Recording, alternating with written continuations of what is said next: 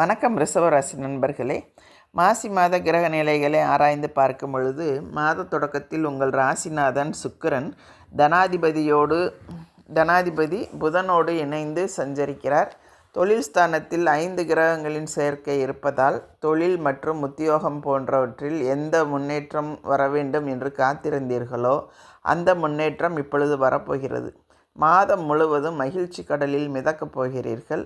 புத ஆதித்ய யோகம் குரு சந்திர யோகமும் அமைந்து இந்த மாதம் தொடங்குவதால் சமூகத்தில் உயர்ந்த நிலையை அடைய வழிவகுக்கும்.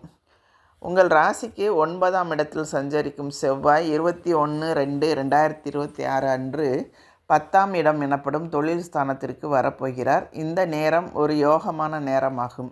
தொழில் ஸ்தானம் வலுவடைவதால் தொழிலில் முன்னேற்றம் உண்டு. இதுவரை ஏற்பட்ட இழப்புகளை ஈடு செய்ய புதிய ஒப்பந்தங்கள் வந்து சேரும். ஒரு தொழில் செய்வோர் 2 தொழில் செய்யும் வேகம் உண்டு.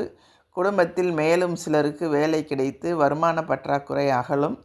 உங்கள் ராசிக்கு தொழில் ஸ்தானத்தில் சஞ்சரிக்கும் சுக்கிரன் 3/3/2026 அன்று லாபஸ்தானத்திற்கு செல்கிறார். அதோடு உச்சமும் அடைகிறார். எனவே இக்காலத்தில் எண்ணங்கள் எளிதில் ஈடேறும். வாழ்க்கை தேவைகள் படிப்படியாக பூர்த்தியாகும்.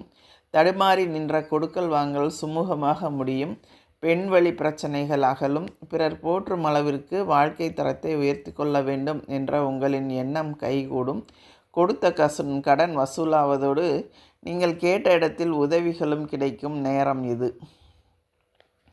உங்கள் ராசிக்கு தொழில் ஸ்தானத்தில் சஞ்சரிக்கும் சனி பகவான் 6/3/2026 அன்று லாபஸ்தானத்திற்கு செல்கிறார். லாபஸ்தானத்தில் பலமான கிரகமான சனி அடியெடுத்து வைக்கும்போது ஏராளமான லாபம் கிடைக்கும். வாங்கியதை கொடுக்க முடியவில்லையே, கொடுத்ததை வாங்க முடியவில்லையே என்ற கவலையெல்லாம் அகலும். சனியின் பார்வை பலத்தால் உங்கள் உடல் நலனில் அக்கறை தேவை. ஆரோக்கியத்திற்காக செலவிடும் சூழ்நிலை உருவாகும். அதிக முயற்சி எடுத்தும் ஒரு சில காரியங்கள் முடிவடையாமல் போகலாம்.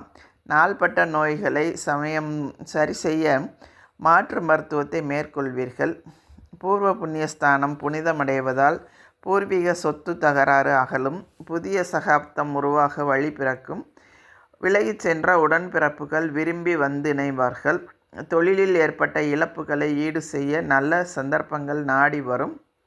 பொது வாழ்வில் இருப்பவர்களுக்கு பொறுப்புகள் அதிகரிக்கும். வியாபாரம் மற்றும் தொழில் செய்பவர்கள் விறுவிறுப்பாக செயல்படுவார்கள். உத்தியோகத்தில் உள்ளவர்கள் உயர்வு காண்பார்கள். கலைஞர்களுக்கு கைகளில் ஒப்பந்தங்கள் தவழும். மாணவ மாணவிகளுக்கு படிப்பில் வெற்றிகள் உண்டு. பெண்கள் தீட்டிய திட்டங்கள் அனைத்தும் வெற்றி பெறும்.